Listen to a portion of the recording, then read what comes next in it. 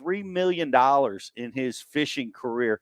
He's big time. He's won at the biggest level championships. He's won the Forest Wood Cup, which is great because he's in a small group that have won that championship, and that championship is no more. So there will be no more cup winners. So he's he's in rarefied air with that.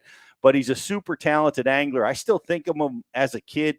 He was young when he and I fished against each other, for his first tournaments coming from the West Coast.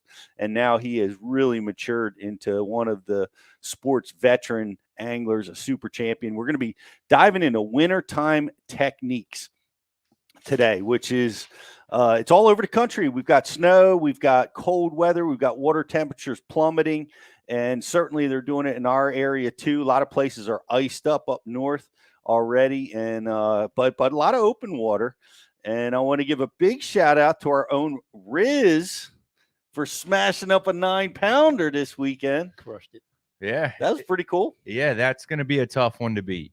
Honestly, it's like we know that there's that caliber fish swimming around in our water, and we see one get caught every year, and lucky enough this year, which I happen to be the one that caught the big one. And it was a really cool thing. It was one of those moments where you realize like everything kind of comes together for something like that to happen. All the times you go out and the weather stinks and it's brutal, and it's like you got 45 minutes to fish before the sun goes down, and you go out and you may catch one, you may not, whatever. All those things. I always say that you got to earn those moments, just like you got to earn your big bags, right? And you're right. Time on the water is something that gets thrown around a lot in the sport of bass fishing. And I think about that a little bit differently, I think, than a lot of people. Like, time on the water, to me, it undoubtedly helps towards your progression as an angler.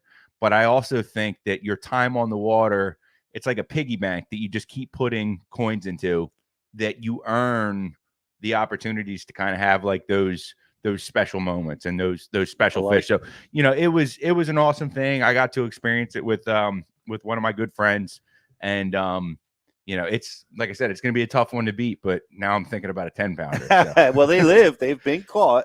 It is rare to get fish that big, but I like what your thought process, your commentary there, Rich. I think it's right, because when you sent an image out that morning, your bass cat was froze over, and I saw that, and I'm like, he's probably, it's too cold to fish. I thought that was the message you were sending, but no, it was opposite. Most everybody would have said, man, it's freezing out. You put your boat in the water, you went out and you put your time in on a difficult day, and you got rewarded for it, and kudos to that. I remember I was talking with Scott Martin about his dad, Roland, and that's what he said about Roland. Roland just loves it. He's still, even at this age, loves it. The more miserable the weather, he purposefully goes out. Yep. Just almost to say, nobody else is going to go out today. I'm going. Exactly. Yeah. And that's how you get it. That's how you get ahead, getting out in those conditions. Big lesson that I learned in the Great Lakes, because what's the big problem with the big water? Where to go first? Well, wind. Wind. Oh God. Right. Wind and waves. Yep. Right. The big giant wind and waves. That's the problem.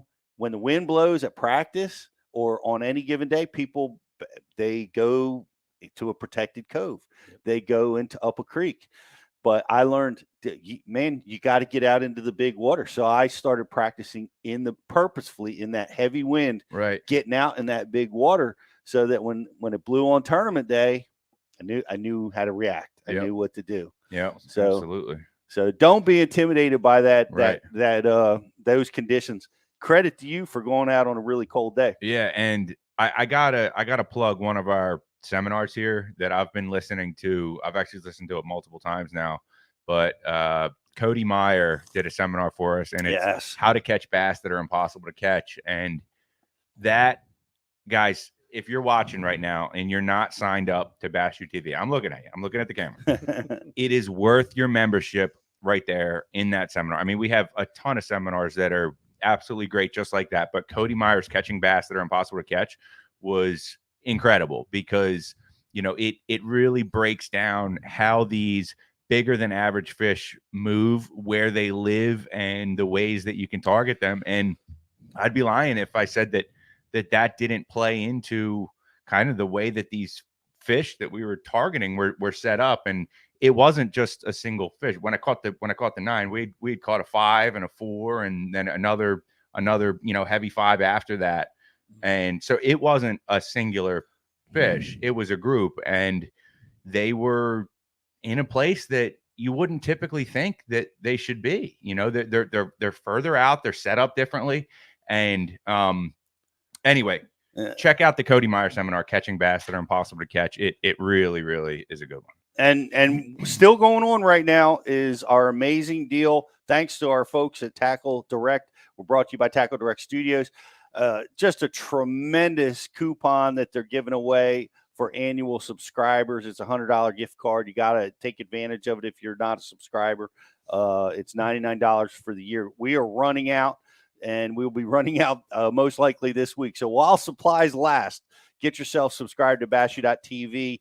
Guys that are subscribed, we're going to be taking your IMs and passing them through to Brent for the show. We've got a great Facebook like and share contest going on right now. Rich, I'm going to pass it to you because we got prizes for that and some more. Absolutely. Yeah, we got a Facebook like and share going on, guys. All you got to do is like and share the feed to your page.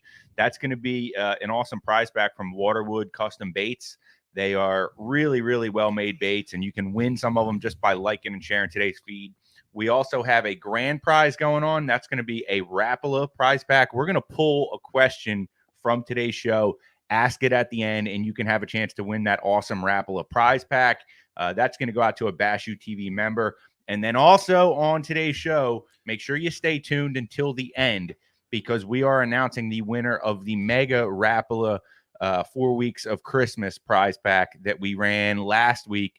So guys, stay tuned in with us. We're going to announce the winner of that. And when we announce it, we got to connect with you to get your info to get you that prize. So stick with us throughout the show.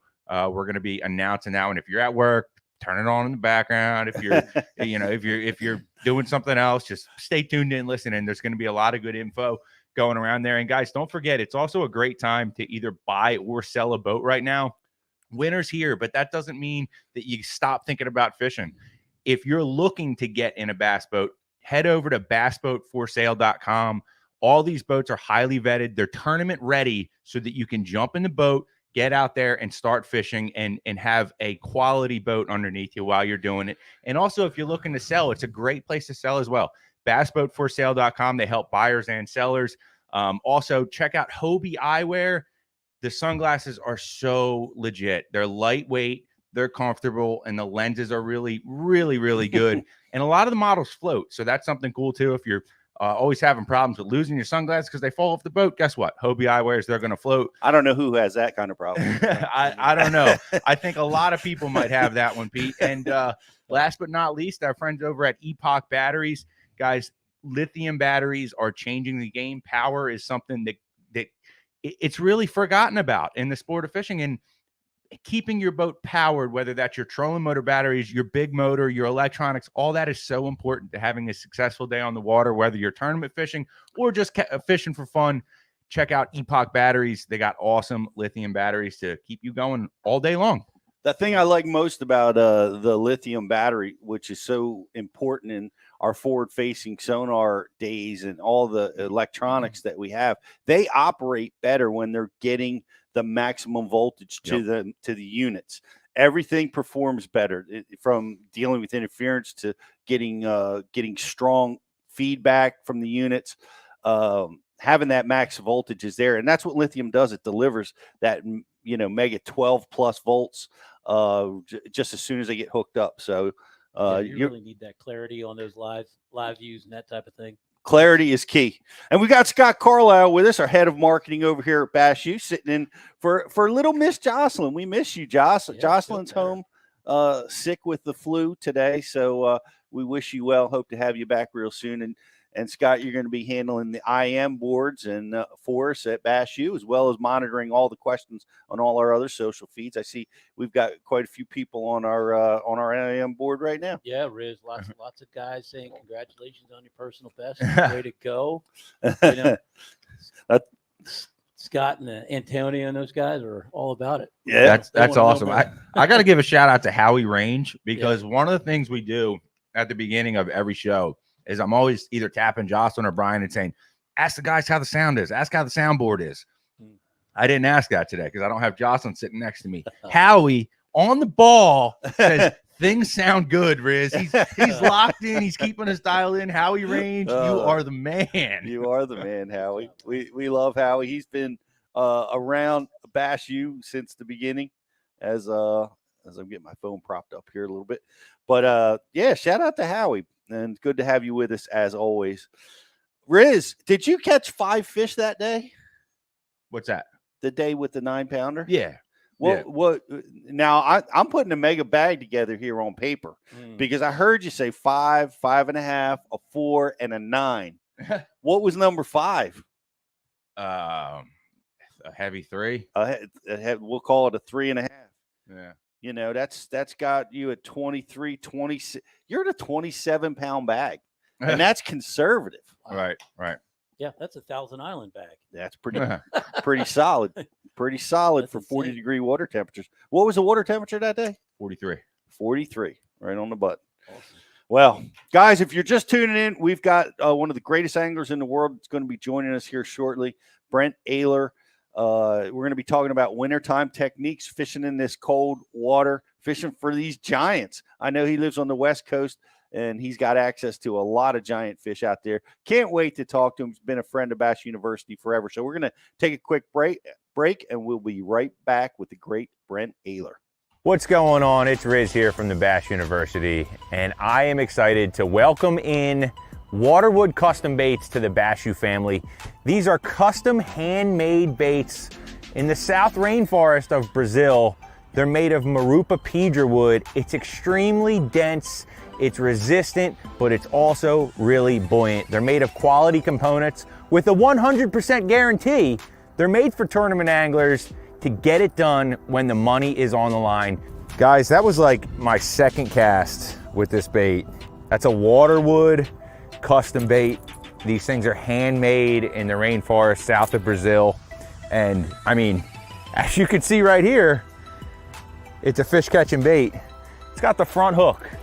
That means they wanted it. This bait's, it's running really true. It throws really well. Guys, check them out at waterwoodcustombaits.com.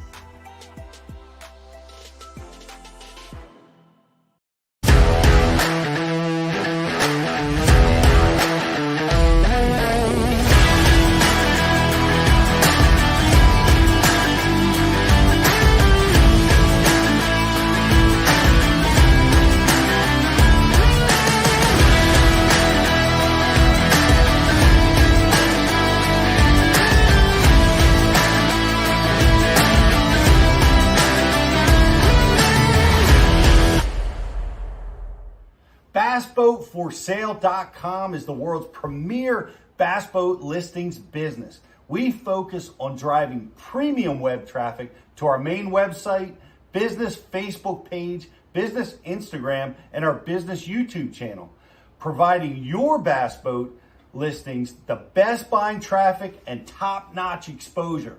Whether you need to sell your bass boat or are looking to buy a bass boat, it's simple. We give boats exposure so buyers shop and sellers list. One-time listing fee, no commission, and boats list until they sell. BassBoatForSale.com. Check it out. AquaView, the leader in underwater viewing technology.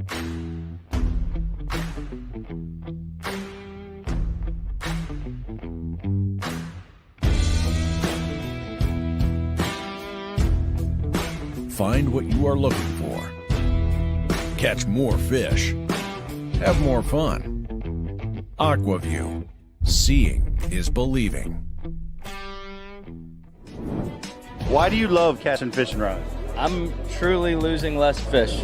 Is the sensitivity of the rod. That they're made right here in North Carolina in the USA.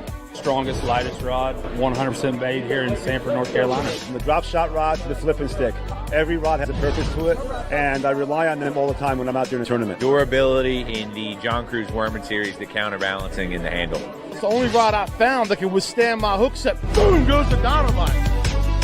On the water, not spent fishing is a moment wasted. That's why Minn Kota and Humminbird have joined forces to bring you the One Boat Network. Products that communicate and integrate to help you take full command of your boat.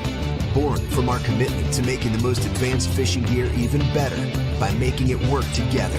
The One Boat Network will help you find, get to, stay on, and catch more fish. When One Boat Network products talk to each other, they can navigate your boat automatically. They can give you a crystal clear view of what's below with no messy wires. And they can let you lower, raise, and change shallow water anchor modes from anywhere on the boat. But that's just the beginning. We're never done innovating, integrating, and making your boat simpler and easier to control. All so you can make every second on the water count.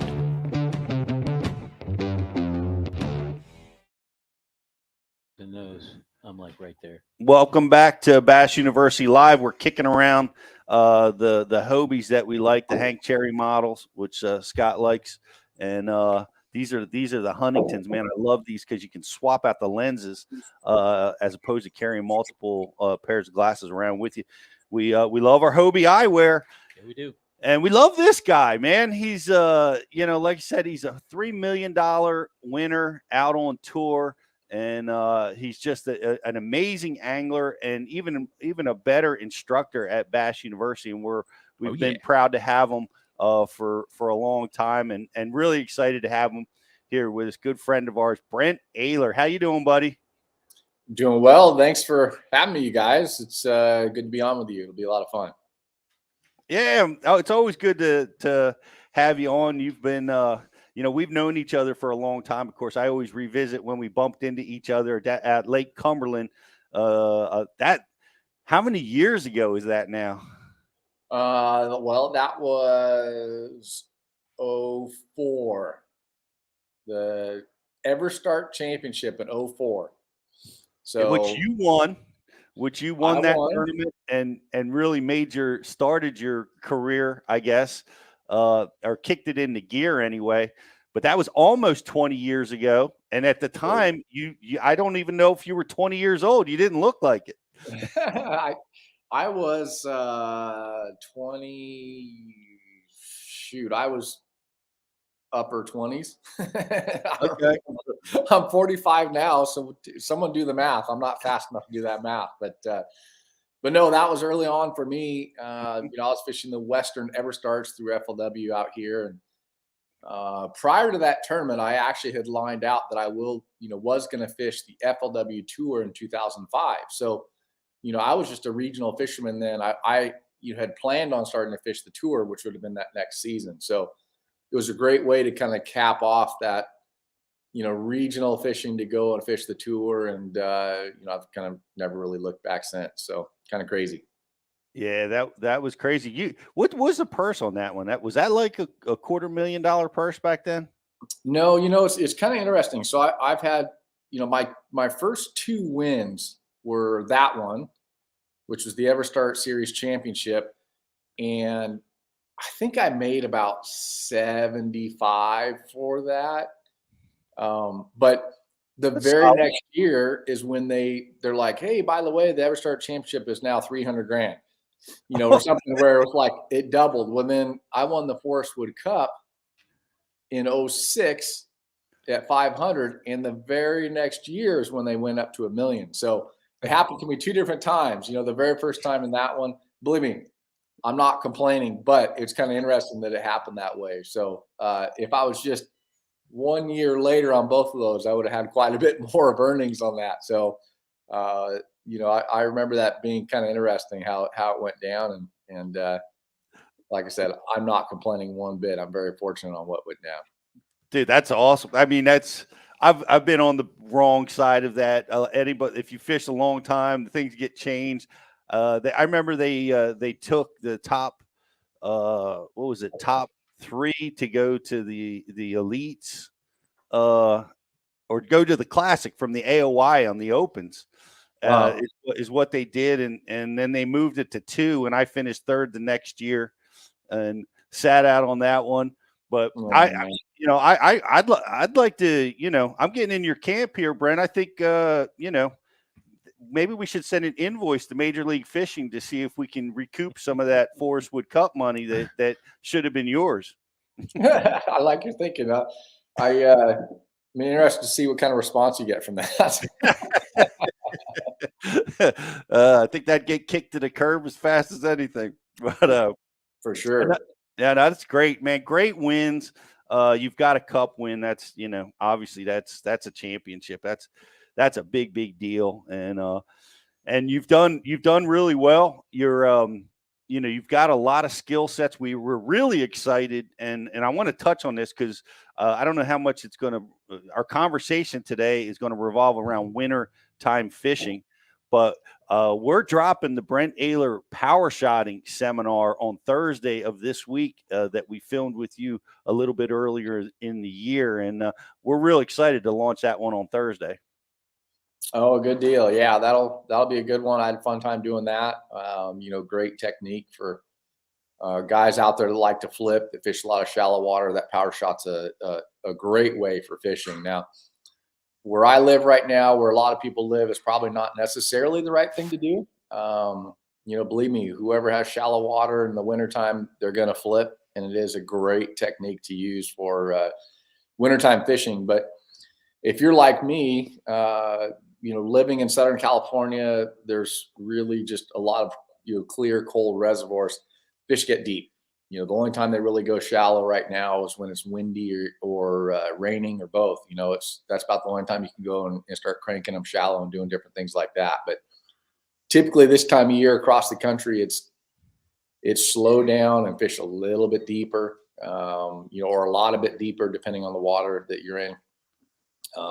Wintertime fishing is tough. It is. And, we're right there in that category here at my house. We're Southern California. We have great weather, but shoot, it was 35 degrees last night, and the fishing just flat out gets tough. The fish do several different things here. They don't eat a lot. They get unstructured. They don't really feed much, or they turn into tuna and they get out there and they're pelagic and they just swim with the bait, almost like a striper. And those are the fish that are easy to catch, but they're hard to get a bait in front of because, they're here right now. You catch one, you might double hook up, and you may not find another one for 2-3 days. But when they're there, they're eating and they're easy to catch. But man, they move quick and you can't find them. So, it's an interesting time of year. This is the time of year where I go out to my home lake and really only catch a few a day. So you just have to go out there knowing that you're not going to go and catch 20. That's just what happens in the wintertime. So yeah, lower your expectations, right? Yeah. Catch them, but you got to be the flip side though. A bit. What's that? Just lowering those expectations a little bit can keep your head in the game, recognizing that, hey, man, we're only going to possibly get a few bites today, but like our own Riz, they could be a 9-pounder. Exactly. That's what I was going to say. Is that the upside is that the fish are usually quite a bit bigger. So, it's funny. Last year, I only had half a day in my new boat before I had to run back east because it showed up so late. But the year prior, I went and picked up my new boat. So typically what I do is I get my new boat, if I can in the fall, and that way I can fish with it throughout the fall and have everything broken and ready for the start of the season in early February. And not this past season, but the season before, I picked up my boat at Anglers Marine. It's a dealership out here. It's a Ranger dealer here in Southern California. And I ran to the lake, and I just run hot laps around the lake for about an hour and a half, initially just to get that first push for the break in. And I finally go, I'm going to stop and fish a little bit here. And I dropped the trolling motor and I pulled out a jig. I like to throw a 1/2 ounce jig out here or drop shot in the wintertime. But In this case, I pulled out the jig. I made a long cast out there on a structure spot, and my line jumped. I set the hook, and I mean, I'm not joking. This is the first cast on the new boat, and it's a 10-pounder, and it's up there jumping and walling around. It gets to the boat and makes one of those real lazy jumps and comes off right at the side of the boat. Oh. And not only does it come off, but he doesn't know he's unhooked yet, and he's sitting upside down on the surface, and I'm using my rod, like this, trying to pull him closer to me so I can get my hand on him, and he just slowly went like this and just slowly swam. Oh no! I'm not joking. It was a 10-pounder, and it was funny because it was about 3:30 in the afternoon, 4 o'clock in the afternoon, and I got in the water at noon. I ran around for an hour and a half. I worked on the graphs and trolling motor, just did a bunch of stuff, and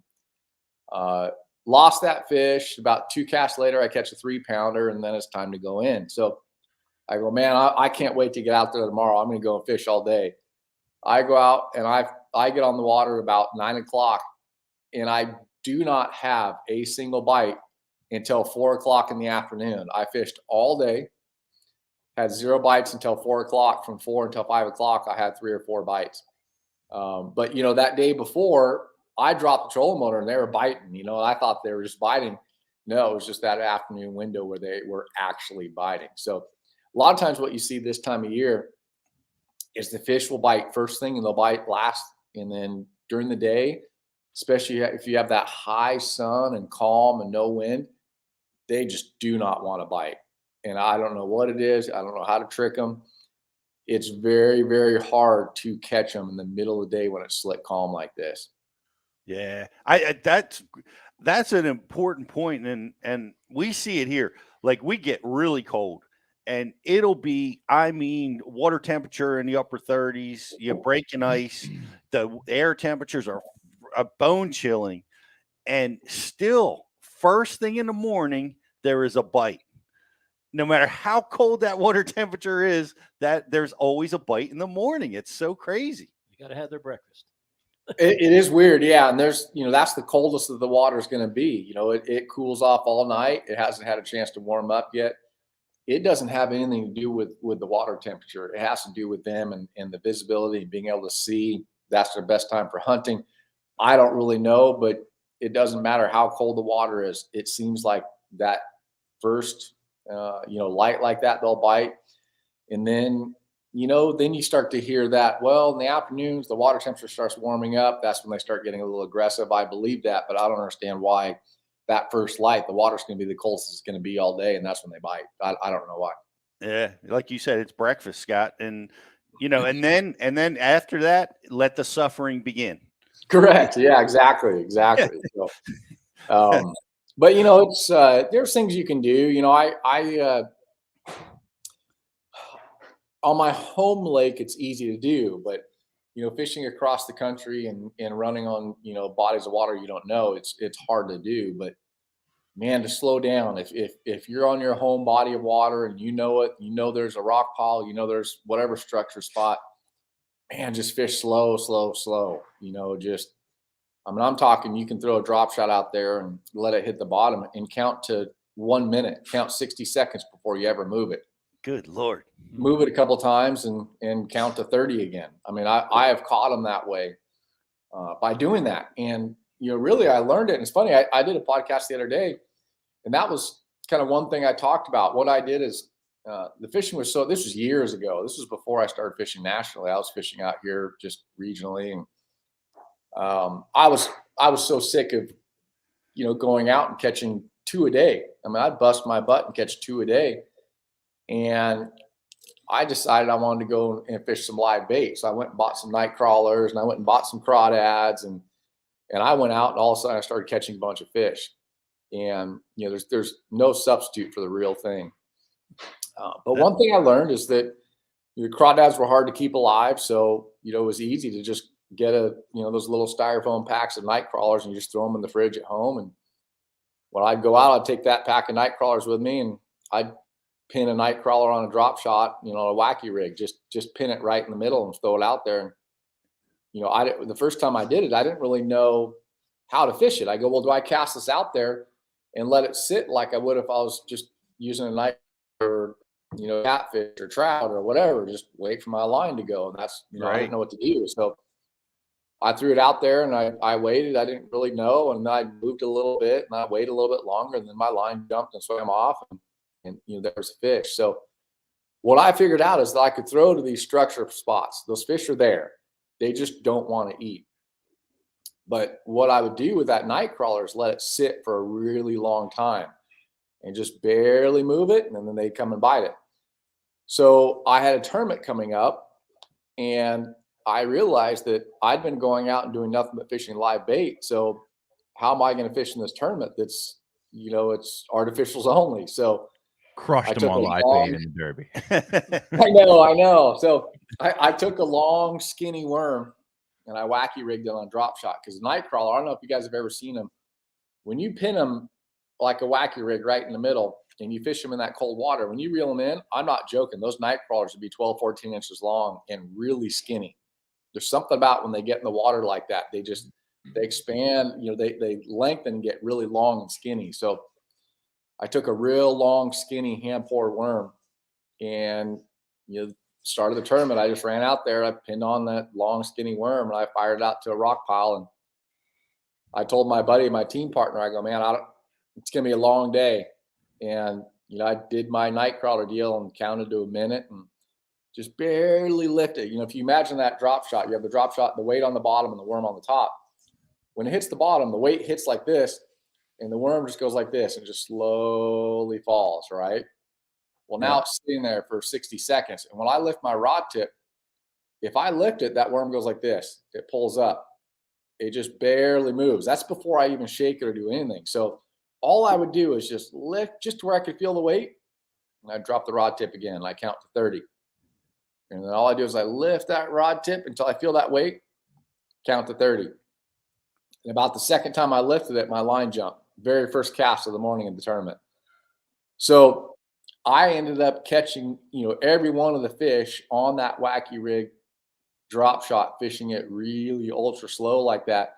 I was the only guy in the tournament to have a limit that day. So there was something to fishing it really, really slow like that. And I learned that from fishing live bait. So believe me, there's nothing like the actual real thing, but I was able to duplicate that and fish it ultra slow.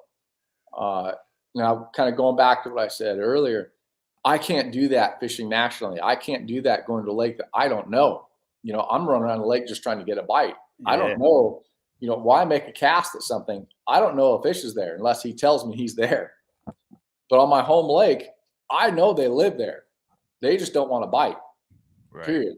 End of story. So if you're at home and you know that there's fish there, you can try this technique. And if it's really cold, the fishing's really slow, bluebird skies, sun, that's the time to do that. Fish really, really slow. Now you can do the same thing with a jig.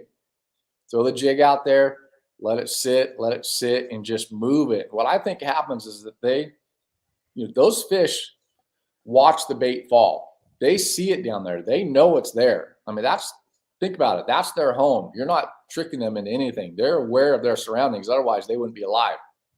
They're aware of everything around them. They see that bait go. I think they look at it in the wintertime, but they don't have enough conviction to actually eat it, if that makes sense. And I think they sit there in their home. They watch that jig. They watch that drop shot show up. And I think they look at it for a little bit. And if you fish it normally, it crawls away and they don't care. But when they sit there and they start to kind of forget that it's there and you move it, I think they go, oh, that thing is still there. They did that one little side eye thing that they do when they start to see something down there. I think you do that enough funny, time. By the way, that was like perfect of what a bass is. So, I know what you mean. I think you do that a couple times. They forget that it's there, it moves, then they remember. They forget it's there, they move, and they remember. I think that pretty soon they're going to be like, now's the time. Now's the time. They say they have a 3-second memory. I believe it. 3 second, 10-second Tom. What's the 51st date? I think it's Tom was your guy's name. It's interesting you see that because it like we were talking about some. There was another seminar where a guy was talking about hiding a bait behind. It was like Drew Cook talking about that, how he hides his bait behind stuff. Hides his bait behind the bed. He lets it sit down into the silt, and when the fish come back, he snaps it. Yeah, just same type of thing. You know, it's but letting it sit there for 30 seconds, a minute at a time. That takes a really warm snowmobile suit. Yeah. Time too. It does, and you know what? And I'm so bad at I'm self-diagnosed ADD, so I don't know. I have a hard time doing that. I tell myself, "Oh, I'm going to fish this one really slow." Next thing I know, I'm three casts later, and I forgot that I was supposed to fish slow. Right. So I force myself to count. So if I make that cast, I tell myself I'm going to count to 30. So then I just sit there and go 1 1,000, 2 1,000, 3 1,000. If I don't count, I will move it and be casting. And like I said, I tell myself I'm going to fish slow. Next thing I know, I'm 3 casts deep doing something else. I force myself to count. So think about that. If you go out there, just try it. Just get out onto whatever lake you're on, your structure spot. They live there. Fishing's miserable. Try that. Make that cast. Force yourself to count. Give it 30 seconds. Move it once. Move it twice. Give it 30 more seconds. Do that a handful of times. So one cast is going to take you 2-3 minutes.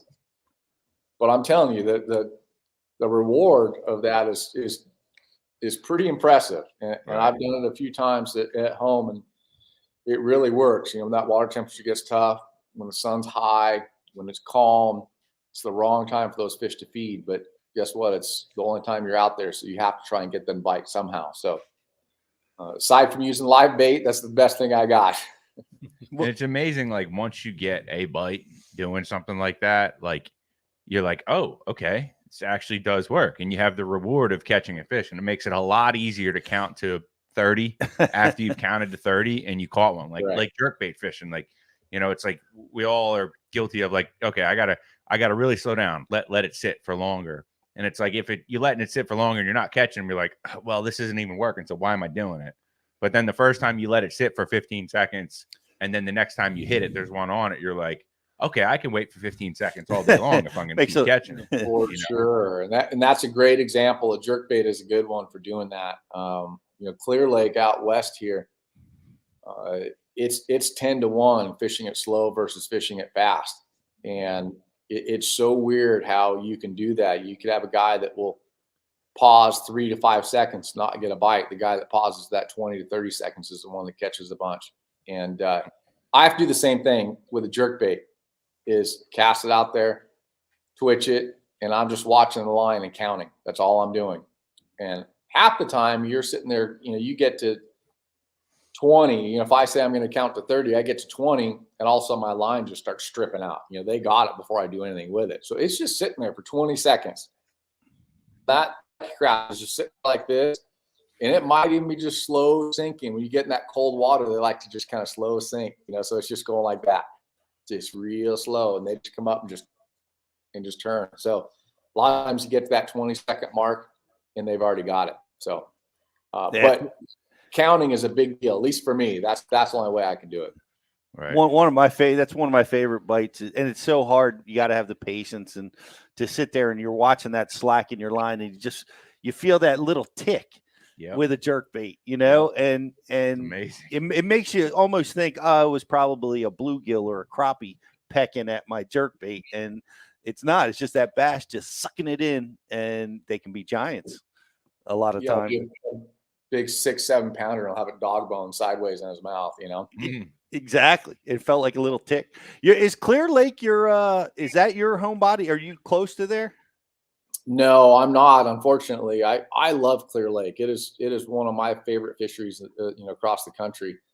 I live in Southern California. Clear Lake is about a 9-hour drive for me. So the lakes I have around here are small city lakes. So the one I go to a lot is Lake Paris. It's a state-run lake. It's a California state park. I want to say it's 4,000 acres. It's not very big. It's really small. Fishing's tough, but for me this time of year, I don't want to drive anywhere. If I go outside of fishing right here, I get caught in a lot of traffic and I have to drive a long way. So, if I'm going to go to a Castaic or something like that, or the San Diego lakes, it's going to take me 2-3 hours to get there one way based on traffic and distance. I'd rather go to Lake Paris, that's 30 minutes from my house, fish for a couple hours and come home. Sure. I don't put in the hard days from dark to dark. I usually get up, I'll run to the gym, do things around the house, take my son to school. And then, 9-10 o'clock, then I'll start thinking about going out to the lake and fish, until, 4 or 5 in the evening, and, be home for dinner. So that's what I try to do out here. Unfortunately, Clear Lake is not close. It's like I said, I fish all over the country, and it's by far one of my favorite lakes I've ever been to. It's on my bucket list. I got to get out there. I've been wanting to get out there for years. They're in the Delta. Haven't fished either one. Well, in Southern California, like what's time temperatures look like out there? What's the water? How cold will it get? It's not cold. 50s. When it gets real cold out here, I'm guessing it's probably low 50s. So really not that cold. But Yep. it's relative to the conditions, of where they are. And you think about Florida, you look at guys, you call someone in Florida right now and say, hey, what's the water temp? And they go, it's 80, it's 75.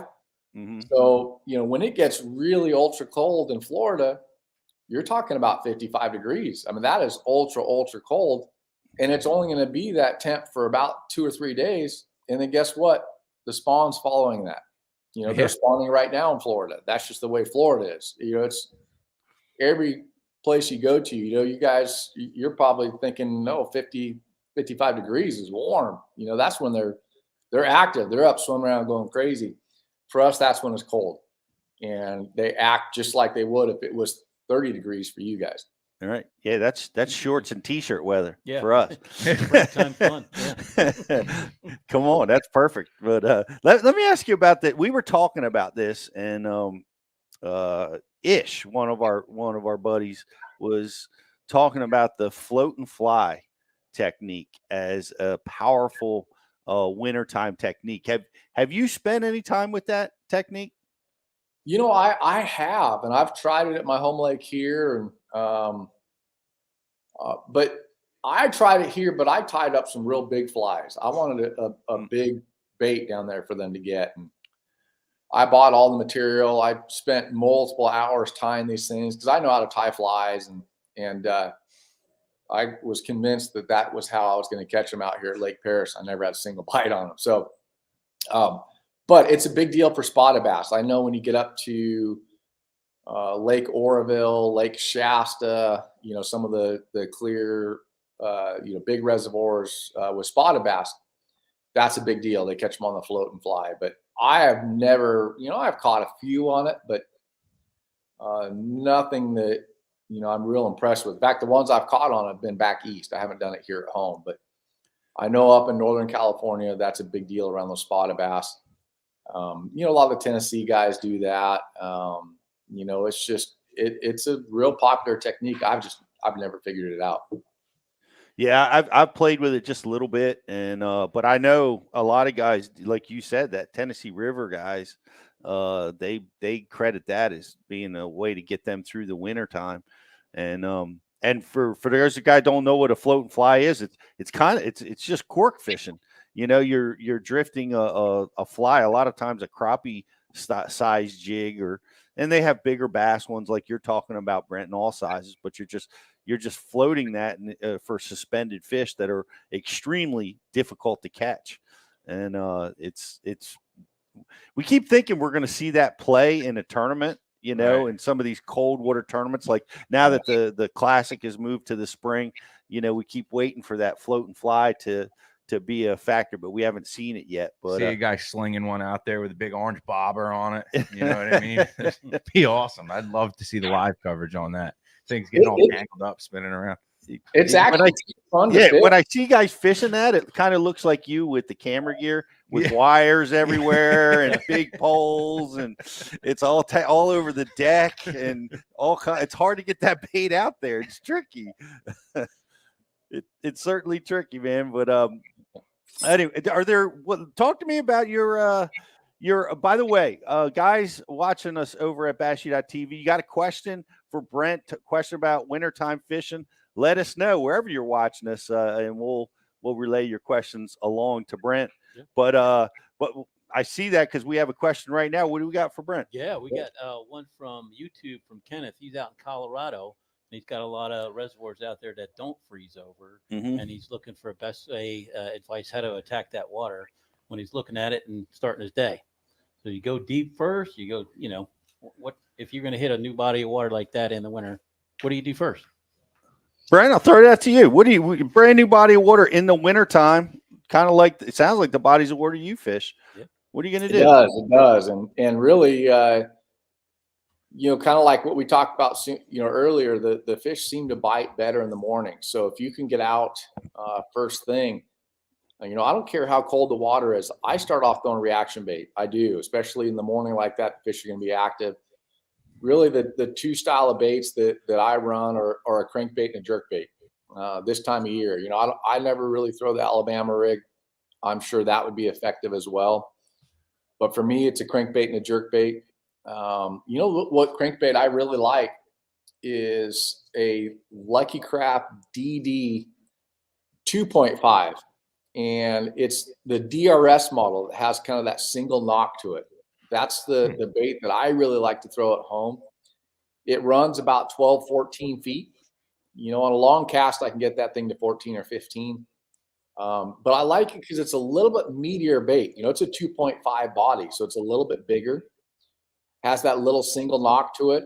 I like that crankbait in the wintertime. I've caught so many fish on that here at home. In fact, I filmed a TV show years ago for Lost Lake.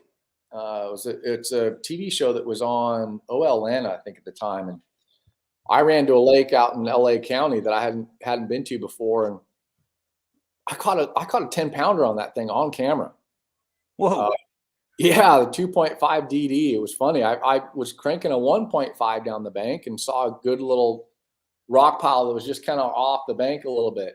And I go, man, I'm going to come back to that. And I rolled around with that 1.5 for about another hour, and I slid up there with that 2.5 DD, and first cast across, I catch it was like a 9-pound, 14 ounce, it was like right there at 10 pounds.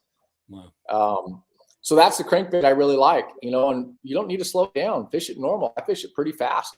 They're going to be active for those first 2 hours of the morning. And, I crank that. If the water there in Colorado is shallow, a little bit stained, then 1.5, done deal. Just a 1.5 shallow. The 2.5 DD, the DRS, that's the deep rattle sound, is the one I fish for any kind of deep diving crankbait. And then a jerkbait. I love the lightning pointer that Lucky Craft makes. They make a DD and a standard, version of it. Has a really, really good action to it, especially that DD. It gets just a hair deeper than the original one.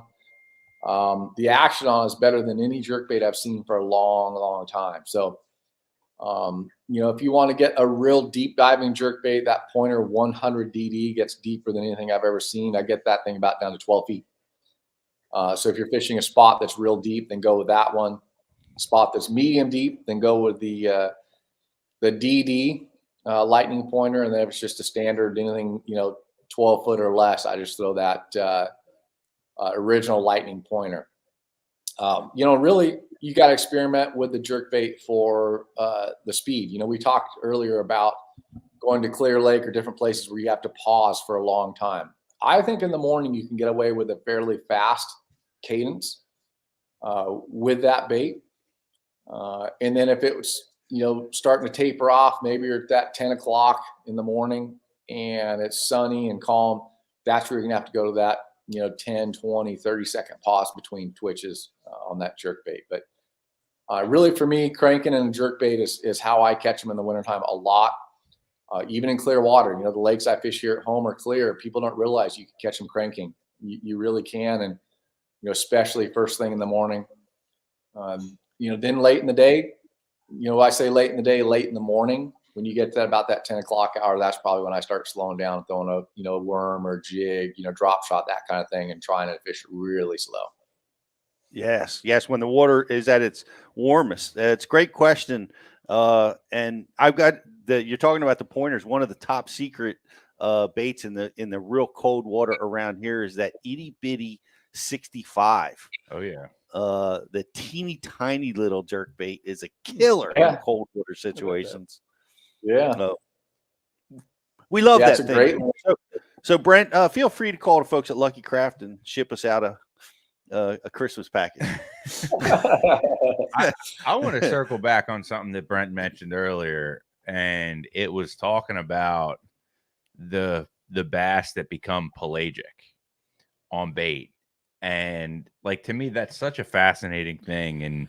And Pete, we talk about it a bunch, right? Because where we live on the Chesapeake, Brent, we have, you've been there. We have this massive grass flat that for a large part of the year is the deal. Like from May until through September, even it's the deal. 9 times out of 10, you're not going to beat it.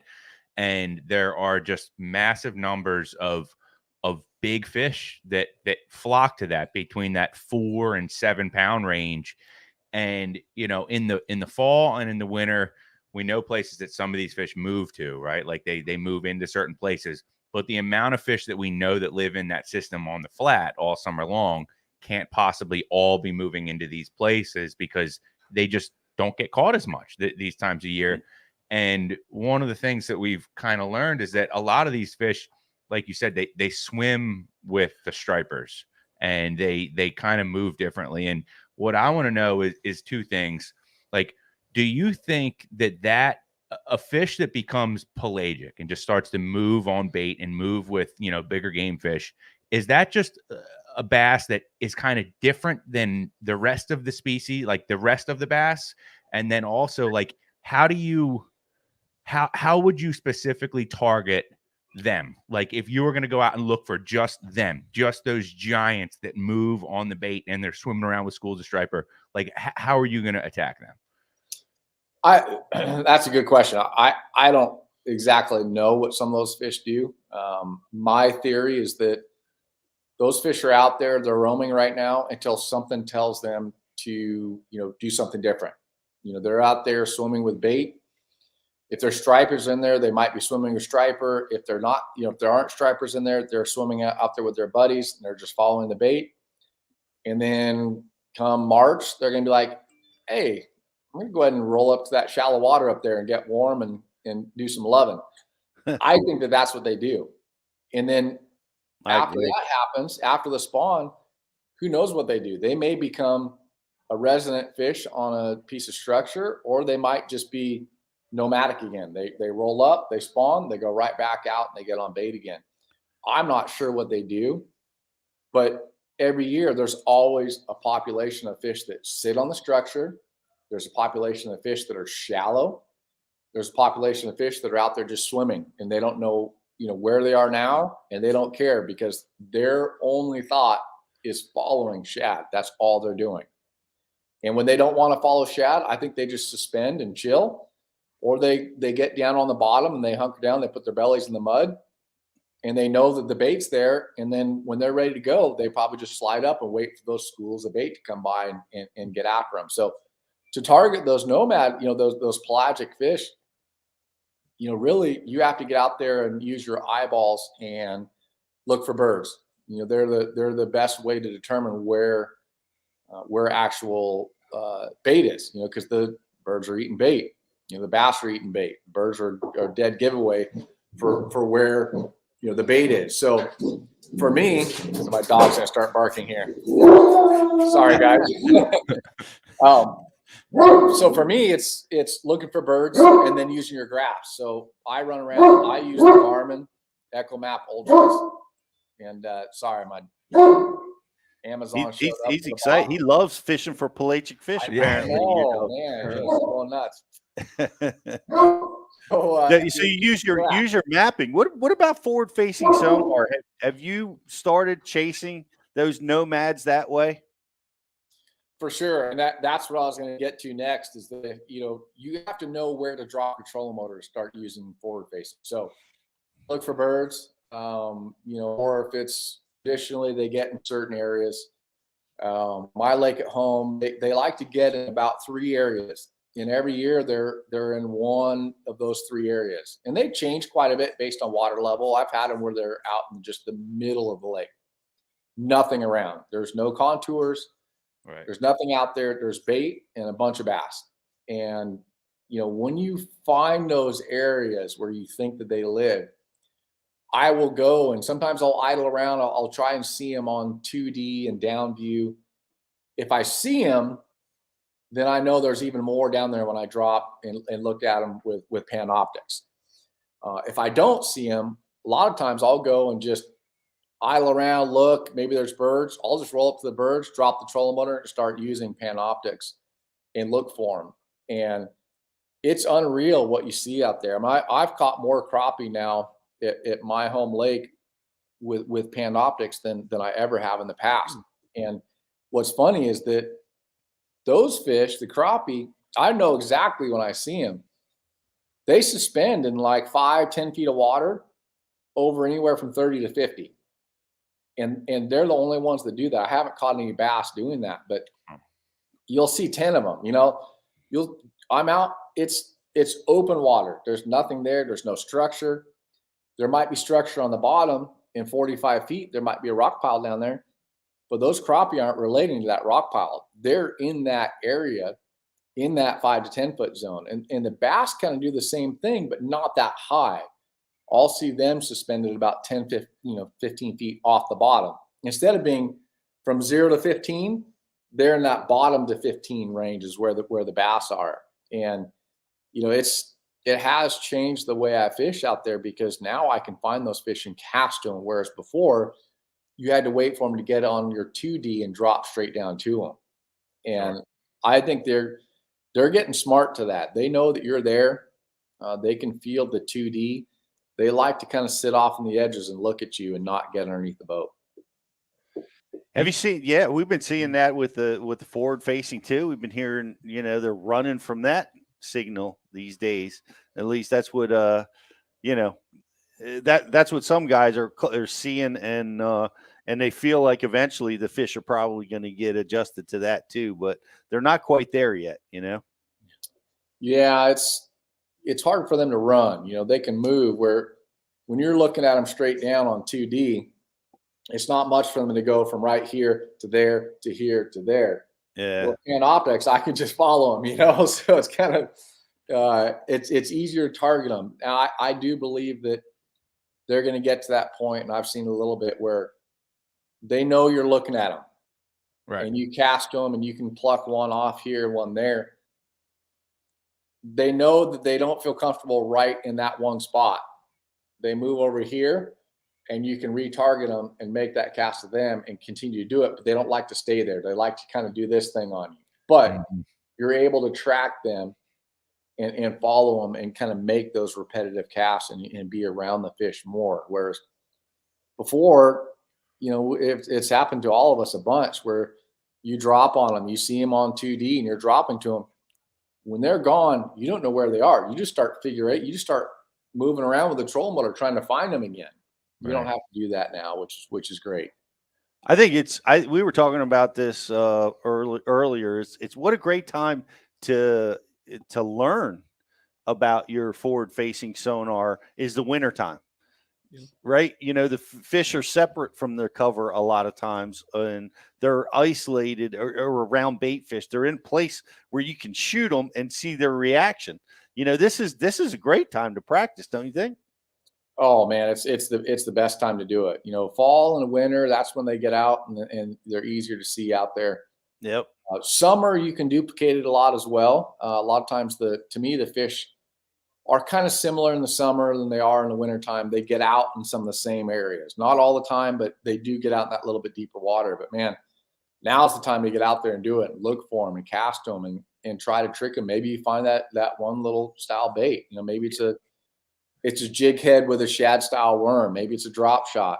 You know, or at least now when you're fishing a structure spot, you know, I can see the fish swimming on the structure.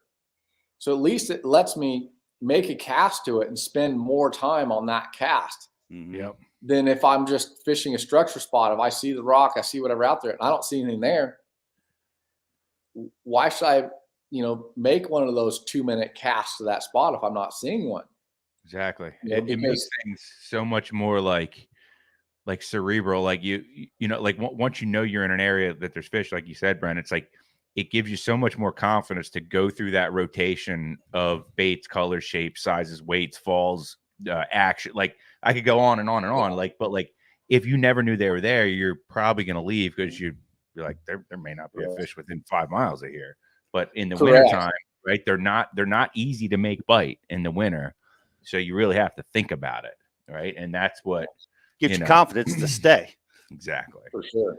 Yeah, for sure. And it doesn't have to be a slow bait. You know, I've caught them cranking in the middle of winter where I look for those rock piles, and you know, normally I use Panoptics to find the structure and cast to it. But it's funny when you're making repetitive casts to structure and you don't get a bite, and then you move to the next spot and you see 1 or 2 sitting on there, you know, and guess what? On cast 1 or maybe cast 4 or 5, you get that bite.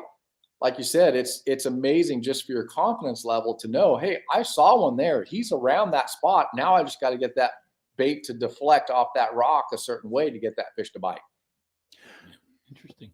I got another question. You want to jump in here? Yeah, let me ask my question, because we watched Taco Ito, the mad scientist, make these scent concoctions, and you know, this is the time. Well, to me, this is the best time of year for scent because it really helps you get those bites you can't get a lot of times. Does scent play a role in your fishing, Brent? You know, I believe it works. You know, sometimes I'm real methodical about using it. Other times I'm not.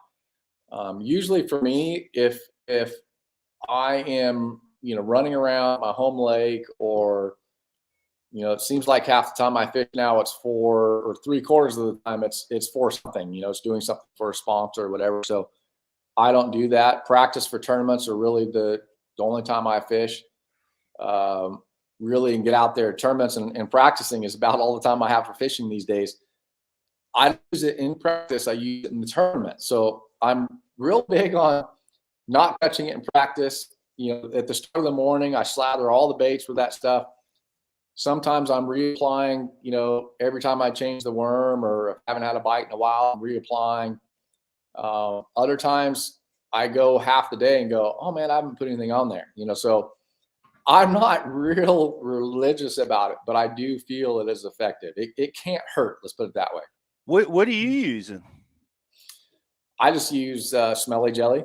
I mean, smelly it sticks to the bait. It smells good, I think, to fish. You know, but it stays on the bait. That's the part that I like. It's more of a grease that adheres to the bait better, and so I just feel like you get more out of it. Whereas a spray or different things, it just seems like, you know, it seems like it comes off, you know, when it just dissolves in water and comes off faster. Whereas that smelly jelly, it feels like it stays on there longer.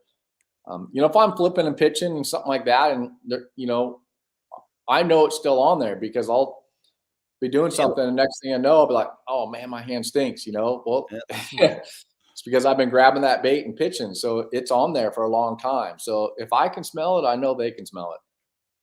Yeah, I agree, and I feel like I'm neglectful because I use it in the cold water seasons, and then I get away from it in the warmer water seasons. And it probably, I know it's equally effective. And like I said, we see a lot of guys use it. It's funny. I made fun of Taco, but I don't know what's in that bowl. I'm suspicious about what's going into that concoction. But the magic sauce. Yeah, the magic sauce. I don't know. There might be fish parts in there. I want this sauce examined. I want to know what's in there. We got to send this to the lab.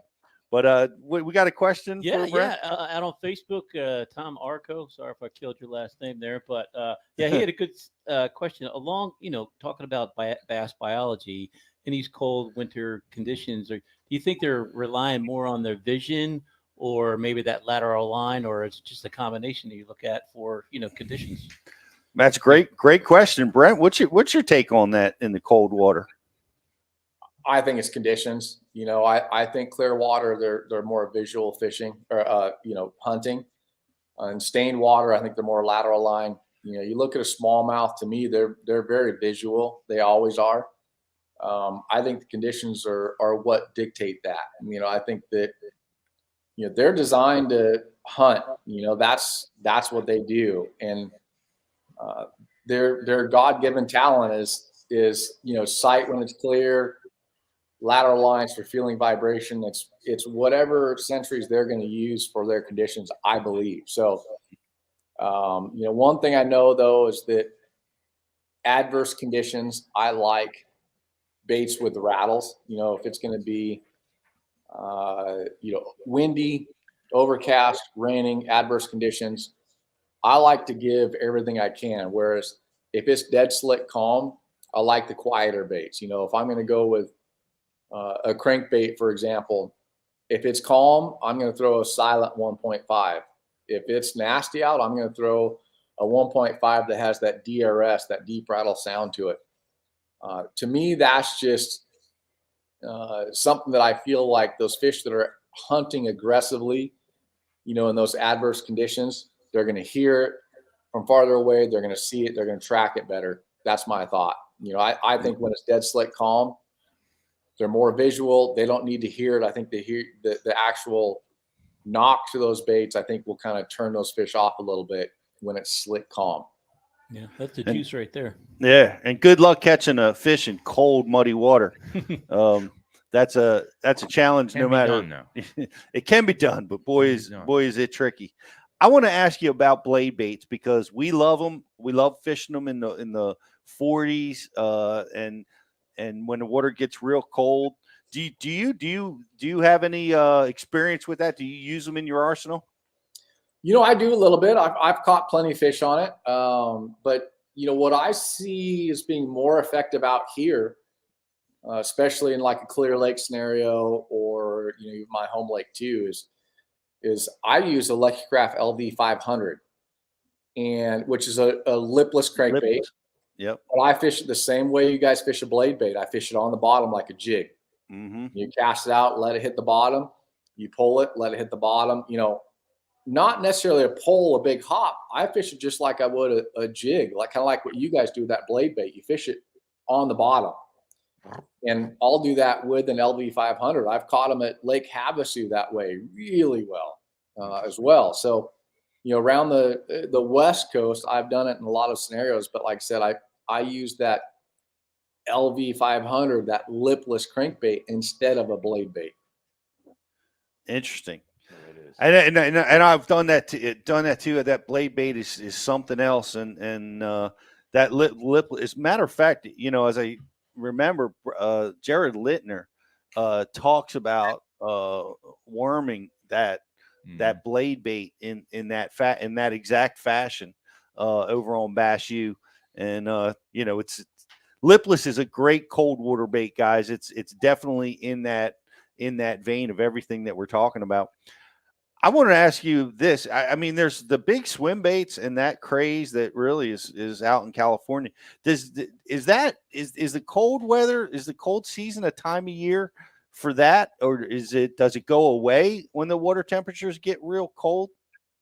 The big swim bait was a big deal out here. Believe me, there's a whole subculture, guys, that's all they do, the big bait guys. There's kind of those niche bass fishermen out there. So for me, it was a big deal. I used it a lot at my home lakes, and yeah, it was a cold water condition, scenario. But the reason for that is that starting in November, that's when they'd plant the trout in these lakes. So November through March is when they'd plant trout. So you're using that big trout colored swim bait. They don't plant trout anymore out here. So I have shied away from throwing that because they just don't see it anymore. believe me, a bass is going to attack a bait regardless. You know, they like big baits. They'll follow them and they'll bite them here and there, but not as much as they used to.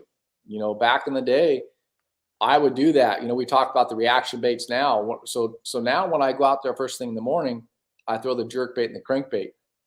You know, 15 years ago, I would go out and I would throw the big bait until 10 o'clock in the morning every day. And, you know, every day I would have several bites on it, catch one on it. You wouldn't always hook them, but they keyed on trout, whereas now they don't key on the trout because they're not in there. So it was a cold water. The nastier the day, the better. You could throw it all day long. If it was one of those windy, rainy days, start to finish, dark to dark, you could throw that swim bait all day long. But now I just don't do it. What happened with the trout? Why did they stop? It's California. The trout's an invasive species, and therefore you can't plant them in the water. It's a bunch of weird, you know, stuff going on here in California. But they've you know, I think it hurts the fishing. You know, those we're not seeing the big fish that we used to in California. You know, there's a long stretch there where, you know, there's a lot of guys that I know that would catch, you know, those 12 to 18 pounders. I don't hear that anymore. Good Lord. You know? Yeah. I mean, think about an 18 pounder, you know, I mean, that's the biggest one I've caught is a 12. And I wish I could go out and do it because I have the determination now to go out and throw it, knowing that I'm not going to get very many bites. But if they're not looking for trout, what's the point of me throwing it? You know, they're going to bite it. Yes, but not as good as they're going to bite something else. So take some of the lakes down in Mexico, for example. I can't remember if it's Salto or Backrack. They don't have crawdads down there. So you go down there and you throw a jig, you're going to catch fish, but you're not mimicking a bait that they eat. You know, there's just, they don't bite a jig with a kicker tails. They do because they're a bass and they're going to eat something, but that's not a primary forage for them. So what do you do when you go down there? You take a 7-inch Senko and you pin it on the back of a 3/4 ounce football jig. It's the dumbest thing you've seen in your life, but they'll bite that 10-1 over a kicking tail on a jig. What does that look like, though? I call it the palm tree because when you cast it, it looks just like a palm tree in the air. I don't know what they think it looks like. It's just something moving on the bottom to them. But it's the same thing for the fish out here right now. If that trout color swim bait swims by, they're going to attack it here and there, but it's not one of their primary forages for that time of year. Yep. So back in the day, it was, man, they would offload the trout truck would come down the boat ramp and awesome. They put that thing out the back and they start, you know, sending a bunch of trout down that chute. I mean, within 5 minutes, you see trout jumping like, you know, shiners out of the water trying to get away from bass. So that's awesome. They don't do that anymore, unfortunately. But man, some of those lakes in San Diego, there's still a lot of big bait guys down there. They still stock trout. Guys are still catching them on those baits. But for me, going to Lake Paris, they don't stock trout, so I don't throw the swim bait anymore. I got you. You know what? I just want to give a shout out to the guys in Texas and their Lunker Share program there, which is building really some big fish factories in Texas. Ivy is the latest and greatest. It's putting out double digits, and it's getting to be on that time of year. The cold weather is the time to get the big ones. A lot of in Texas, they get them all between January and February and March. That's when the Lunker Shares come in. They're all 13 pounds and up. Yeah. And that's when we get them. By the way, we are going to be there in Texas with Bass University in Athens in January. We're going to be in Shreveport, in South Carolina, and in Alabama this year. So get over to thebassuniversity.com, and tickets are available for those classes. I think Shreveport might not be up yet, but it will be very, very soon. And we're going to announce some speakers here at for those shows here shortly. But Brent, you got a big schedule coming up this year, man. What's on your hit list? What are you most excited about? You know, I like St. Clair. That's one of my favorite lakes. We're going there early. We're going there in June. I've never been there that time of year. Oh, it's got to be a spawn, right? I have no idea. I don't think I've fished it earlier than, mid-July, early July. So being there earlier is going to be great. Cayuga early in June is going to be great as well. Did you hear that a state record caught out of Cayuga this past year? It was yeah. Yep, that 8-pound smallie caught out of there. Yeah, the smallmouth are getting pretty strong in there for sure. I don't know that lake very well. I've always targeted largemouth there. I mean, I've only been there twice. But I can't remember what else the schedule is here. Let me look and see. Here we got it. I got the schedule right here. You're in Kissimmee. I guess the Kissimmee chain of lakes is where you're kicking off. If I'm looking at the right schedule, I'm over on the website. No, you're right. You're right. Kissimmee, I think is it's a decent fishery. That time of year, early February, middle of February is, if we have the right weather, it's going to be a really good tournament. If we have a cold front, it's going to be tough. Norman for Red Crest is going to be a decent tournament. I haven't been there in a long time. We used to fish Lake Norman every year in FLW, but I haven't been there for a long time. So hopefully that's a fun one. Cherokee and Douglas is the next one for a regular season event. I think Cherokee could be a lot of fun. I know Douglas is a fairly tough fishery. I don't know how they're going to play that out for what days you're going to fish there. Maybe first round is on Cherokee and finals are on Douglas. I have no idea how they're going to play that out. Lake Murray, I think could be a really good one as well. I haven't been there in a number of years. But early April, Lake Murray, that might be a sight fish tournament. They might be, on beds that time of year. So the fish will be up on the bank. Could be a lot of fun. There's a lot of big fish in Lake Murray. Could really be a fun tournament. Heavy Hitters is back at those lakes in Louisiana, Caney and Boosie.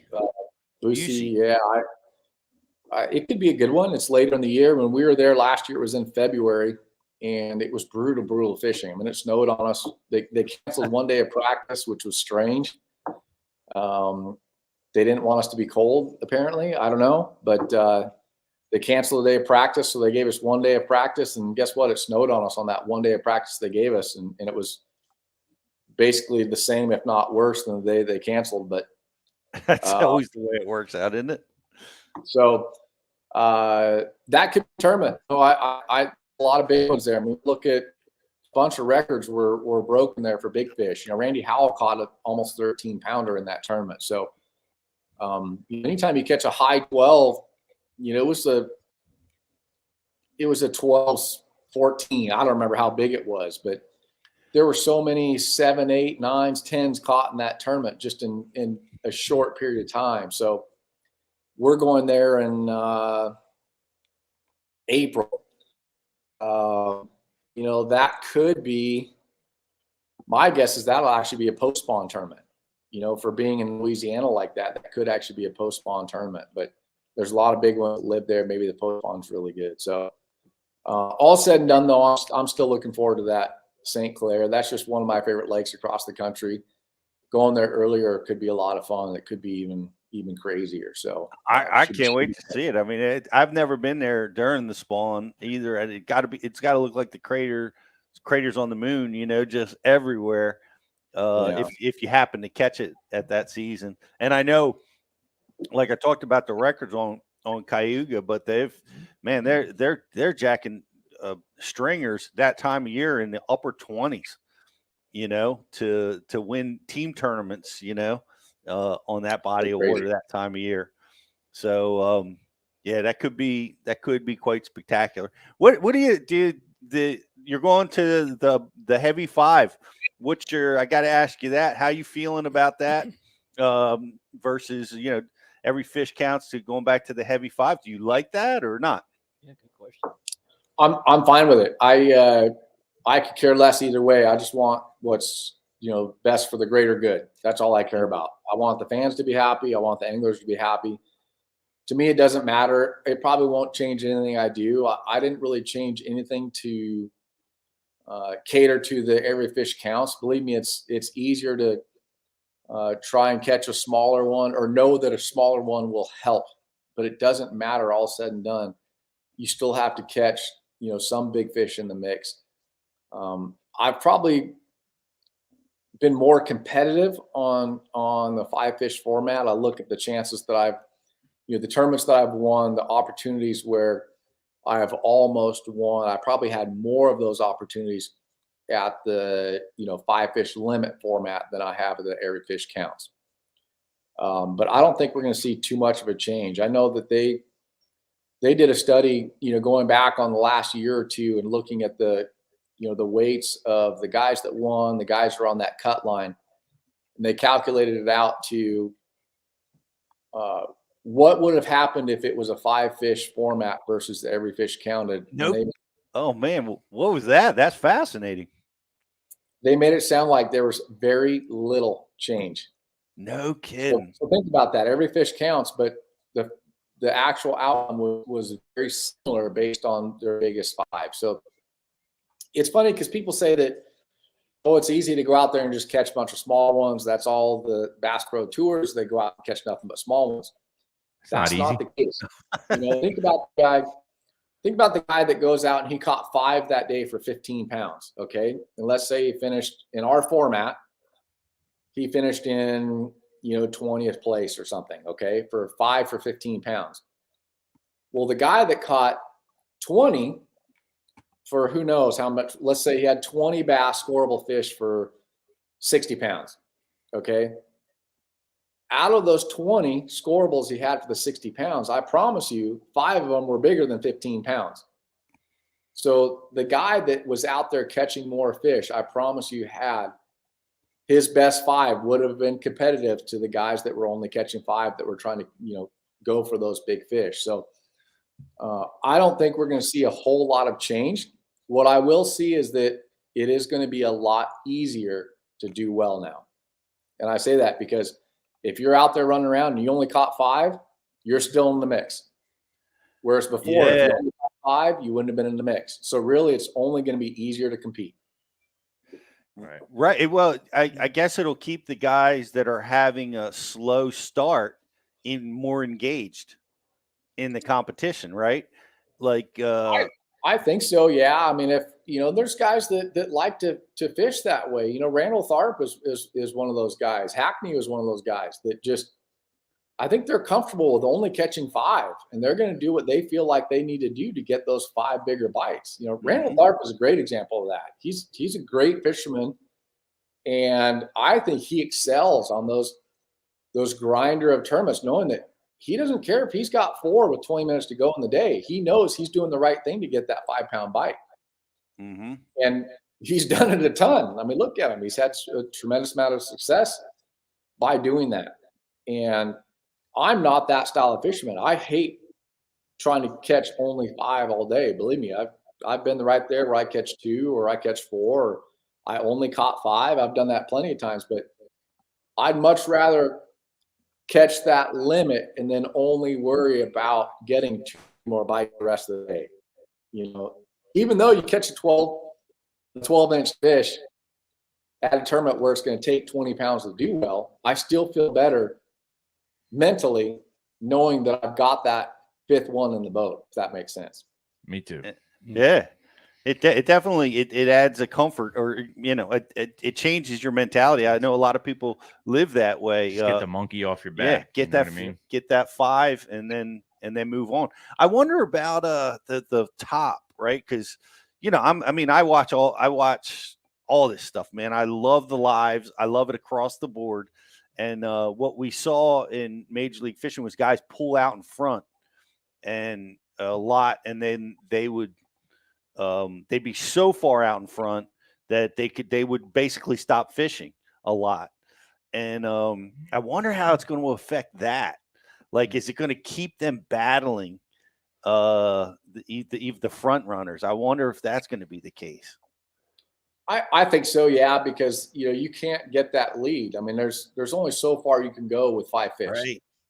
You're going to get maxed out at some point to where you're going to be culling ounces instead of adding 4 or 5 pounds of weight to your bag when you catch one. So there's going to be a point there where I think it's actually going to be easier to lay off the fish if you're just trying to qualify. Now, if it's, where the weight carries over, obviously you're trying to catch as much as you possibly can. But the guys aren't as safe now. Let's put it that way for advanced. Whereas if you have 100 pounds and the cut line is 30, you don't have to catch fish the next day. You're going to advance to the next round. So it is a lot easier. It's the same way where if you and I go out in a 5-fish limit, format, let's say you go out on the Chesapeake and you go out and catch a 23-pound stringer right out of the gate in the morning. Let's say it's 9 o'clock and you've got 23 pounds. You don't need to catch another one the rest of the day. So you're able to go and practice now because you've got a limit. You're good on a multi-day tournament. So I've done that plenty of times in the past in a 5-fish limit where I'm done fishing at 9 and now I'm pre-fishing the rest of the day. And right. You have maybe 1 or 2 bonus fish throughout the day to add to that weight. But normally you have a target weight that you're trying to get to on a multi-day tournament where you're also trying to conserve the fish so you can catch them the next day. If you're trying to conserve fish, you're done at 9 o'clock in the morning. You're able to go and practice.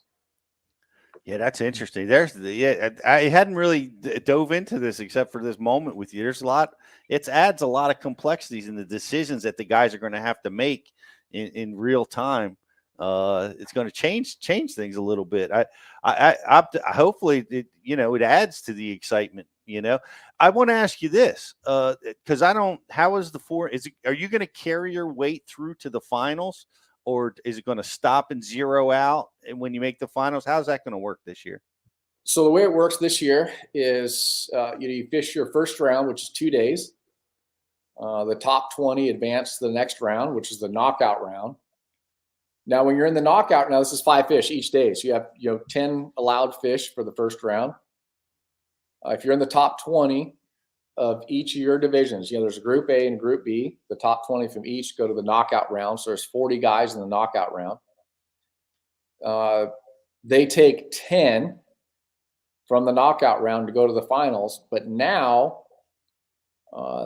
your weight carries over from the knockout round to the finals. So first round, you have your 10 fish to go to the knockout round. When you get to the knockout round, the weights start over again.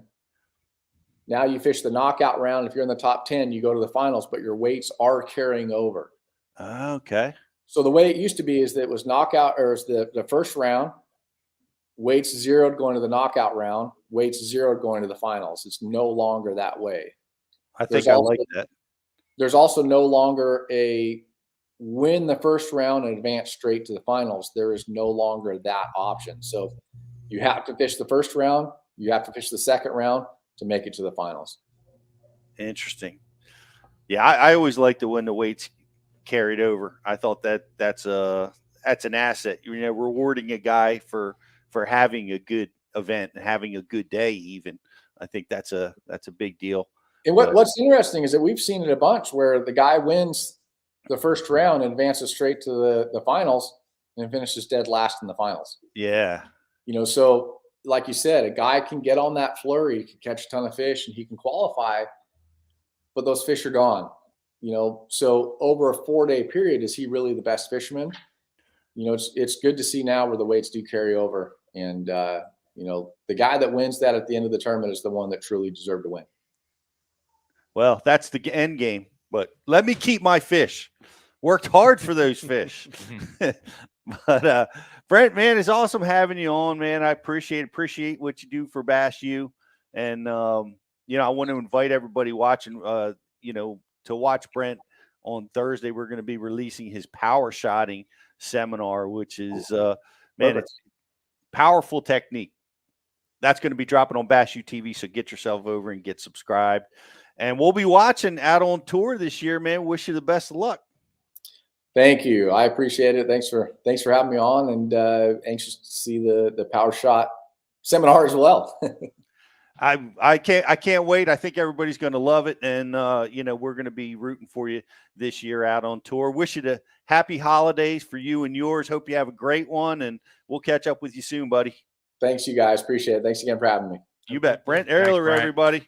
the champ, mega champ. And what a good deal. Wintertime fishing. It's I tell you, it's such a great time to learn. You gotta dress for it. Here's another standing order. Anybody watching? A cold fisherman catches no fish. That's right. Guaranteed. So you got to dress. That's right. You got to have the right. Just get yourself some good clothes. It's key, and you'll be happy. You'll be happy that you're warm. It only takes getting cold once to realize that you never want to get cold. Never want to get cold. You stop caring. Yeah. You're like, I don't care if the fish bites. The only thing I care about is just getting in the truck and getting a warm cup of coffee. Exactly. You know, and that's where you don't want to go. By the way, you guys got to check this out. If you're a VIP, if you're a member of Bass University, that's right, and get over there. There's an amazing amount of warm weather gear available on Rapala.com. Use your code, use your access, and you can get stuff with really great price, but amazing gear. I wear that stuff all winter long. It's the ice fishing gear. Ice Force. Yeah, and I don't ice fish that much, but it's just amazing. You can put that parka on. Doesn't matter how bad the wind's blowing. Doesn't matter how cold it is. You just don't get cold. Yeah, their clearance section's unbelievable. Like you can get some of their very nice suits for like half price. Yeah, you got to do it. Got to get that stuff on, and you won't ever get cold, and you'll enjoy fishing out in this cold weather.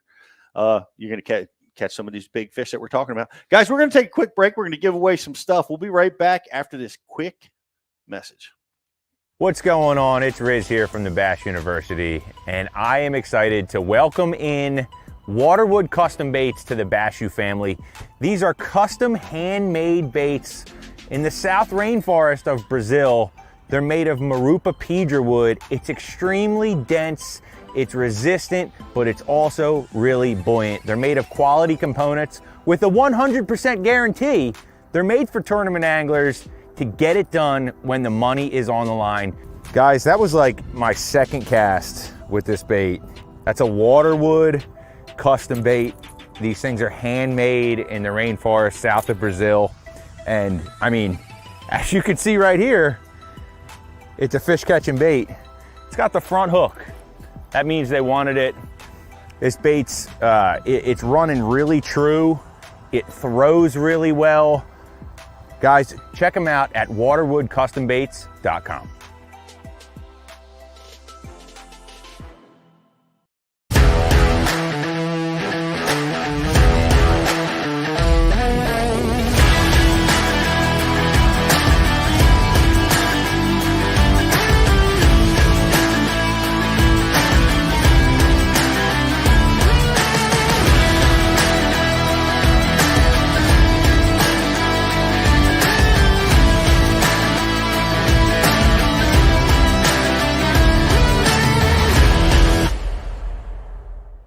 BassBoatForSale.com is the world's premier bass boat listings business. We focus on driving premium web traffic to our main website, business Facebook page, business Instagram, and our business YouTube channel, providing your bass boat listings the best buying traffic and top-notch exposure.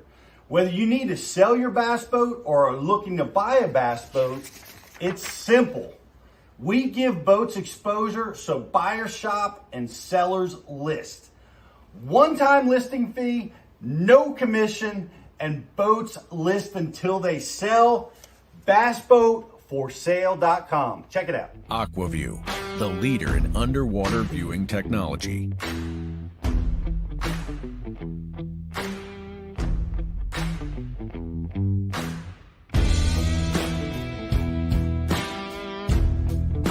Find what you are looking for. Catch more fish. Have more fun. AquaView. Seeing is believing. Why do you love casting fishing rods? I'm truly losing less fish. Is the sensitivity of the rod. That they're made right here in North Carolina in the USA. Strongest, lightest rod, 100% bait here in Sanford, North Carolina. From the drop shot rod to the flipping stick, Every rod has a purpose to it, and I rely on them all the time when I'm out there in a tournament. Durability in the John Cruz Worming series, the counterbalancing in the handle. It's the only rod I found that can withstand my hook set. Boom goes the dynamite. On the water, not spent fishing is a moment wasted. That's why Minn Kota and Humminbird have joined forces to bring you the One Boat Network. Products that communicate and integrate to help you take full command of your boat. Born from our commitment to making the most advanced fishing gear even better by making it work together. The One Boat Network will help you find, get to, stay on, and catch more fish. When One Boat Network products talk to each other, they can navigate your boat automatically. They can give you a crystal clear view of what's below with no messy wires. And they can let you lower, raise, and change shallow water anchor modes from anywhere on the boat. But that's just the beginning. We're never done innovating, integrating, and making your boat simpler and easier to control. All so you can make every second on the water count.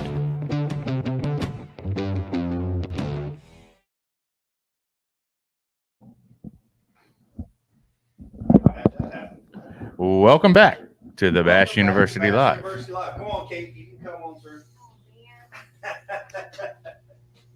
We're just finishing up. We're gonna give away some stuff. We got a cool post if you think Rich put up about what's the coldest you've ever been fishing. And I remember mine was on Lake Travis in Texas, and the high temperature for the day was. Can you even hear my audio? I don't think you can. I gotta have this. Pete's not wearing a headset, so we can't hear anybody's audio. Can't hear right anything. now. Yeah, I was the coldest day we've had on fishing was Lake Travis and it was the highs were in the low 20s, and it was amazing. The ice ramps were icing up. We were backing our boats down. They were sliding into the lake on iced up ramps. Blew my power head that day. Because we were late, I cranked up the power head, slammed it into gear, and tried to make it to take off on time. So I was late, and the motor was ice cold and seized up.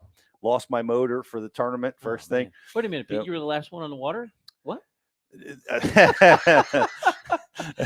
He's always pulling up. It's a habit of mine. Yeah. But now we were all late. The ramp was icing up so bad, half the field could not get launched and make it to the takeoff on time. Yeah. So it was really crazy cold deal. Like but I see a lot of you guys are fishing in the cold too. They froze to the trailers. Yeah. They're trying to launch both the Bassmaster Classic in 15. Yep. You know? Yep. Crazy. That was a cold one too. It was. Yep. Yeah. Grand Lake. What was it, Grand? Well, I fished the one at Grand. That was another crazy cold tournament. But I like the summertime classics. I really do. I like when they fish in the summertime, but it's most popular that time of year, so I get it. Anyway, we're gonna. Do you have a winner for our like and share? Yeah. So our Facebook like and share from today's show. The winner is Randall Woodham. Thanks, Randall. Randall Woodham. Thanks for watching, sharing the feed, man. We appreciate that. And the big winner from the Rapala contest this past week. We had a contest running on our page all week long. It was like the post, tag 2 buddies, follow us, follow Rapala. And the big winner from that was Caleb Kyle. Congrats, Caleb Kyle. I'll be sending you a message out there on the social media waves. Thanks for following along. Thanks for sharing our contest. And more Christmas stuff coming, right? Yeah, being a subscriber of the program. That's awesome stuff. And today's trivia question for the Bass University Live show is, what is Brent Ehrler's home lake? What is Brent Ehrler's home lake? We need to know what that is, where he lives out there in Southern California. Where he practices this time of year. Hey, Rich, what is it? We're going to have another Christmas weekly giveaway coming up. What do we got? What do we got coming up?